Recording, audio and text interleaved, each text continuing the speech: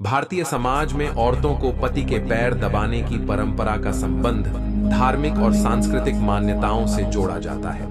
यह परंपरा मुख्य रूप से पति पत्नी के रिश्ते में समर्पण, सम्मान और सेवा भाव का प्रतीक मानी जाती है। कुछ लोग इसे पति को आदर देने और उनके प्रति सेवा भाव दिखाने का एक तरीका मानते हैं। हालांकि यह प्रथा हर समाज में एक जैसी नहीं होती और न ही इसे सभी जगहों पर एक समान रूप से माना जाता है। आधुनिक संदर्भ में ऐसे रीति रिवाजों को लेकर अलग अलग दृष्टिकोण हो सकते हैं। कई लोग इसे लैंगिक समानता के संदर्भ में देख रहे हैं और मानते हैं कि रिश्तों में आपसी सम्मान और समानता होनी चाहिए। पति पत्नी दोनों का एक दूसरे के प्रति समर्पण, सम्मान और सेवा भाव महत्वपूर्ण है, न कि किसी एक का दबाव या प्रभुत्व।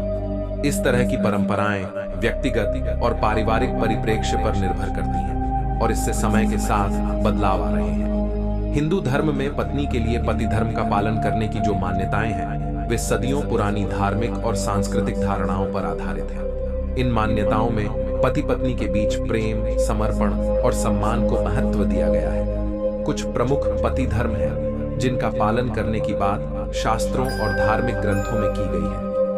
1. सहधर्मिणी बनना। पत्नी को पति के साथ धर्म, आस्था और जीवन के अन्य लक्ष्यों में सहभागी होना चाहिए। पति पत्नी दोनों को एक दूसरे के साथ मिलकर अपने जीवन के धार्मिक, आध्यात्मिक और सामाजिक कर्तव्यों का पालन करना चाहिए। 2. समर्पण और आदर। शास्त्रों के अनुसार पत्नी को अपने पति का सम्मान करना चाहिए और उनके प्रति समर्पण का भाव रखना चाहिए। इसमें पति की सेवा करना, उनके कार्यों और विचारों को महत्व देना शामिल है। हालांकि आधुनिक समय में यह समझ बढ़ी है कि दोनों को एक दूसरे का सम्मान करना चाहिए, न कि यह जिम्मेदारी केवल पत्नी की हो। 3. पति की सहायता और प्रोत्साहन। पति को जीवन के विभिन्न कार्यों और चुनौतियों में पत्नी से सहयोग और प्रोत्साहन मिलना चाहिए। पत्नी को पति की मानसिक, शारीरिक और भावनात्मक रूप से सहारा देना चाहिए। 4. परिवार की देखभाल। पत्नी का एक प्रमुख कर्तव्य परिवार और घर की देखभाल करना माना जाता है। इसमें बच्चों की परवरिश, घर का प्रबंधन और परिवार के अन्य सदस्यों के साथ मेलजोल शामिल है। हालांकि आजकल यह कर्तव्य पति पत्नी दोनों के बीच साझा होता है। 5. धर्म और रीति रिवाजों का पालन। शास्त्रों में कहा गया है कि पत्नी को धार्मिक रीति रिवाजों, व्रत, उपवास और अन्य धार्मिक क्रियाकलापों में हिस्सा लेना चाहिए जो परिवार के कल्याण और समृद्धि के लिए किए जाते हैं। इसका एक उदाहरण करवा चौथ व्रत है जो पति की लंबी आयु के लिए रखा जाता है। 6. विश्वास और वफादारी। पत्नी को अपने पति के प्रति निष्ठावान और वफादार रहने की बात कही जाती है।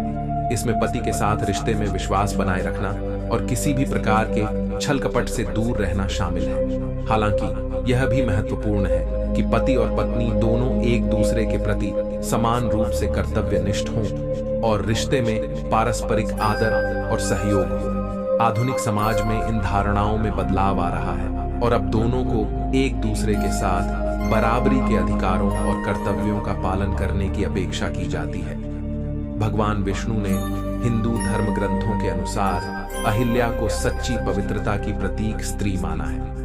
अहिल्या महर्षि गौतम की पत्नी थी और उनके जीवन की कहानी रामायण में वर्णित है।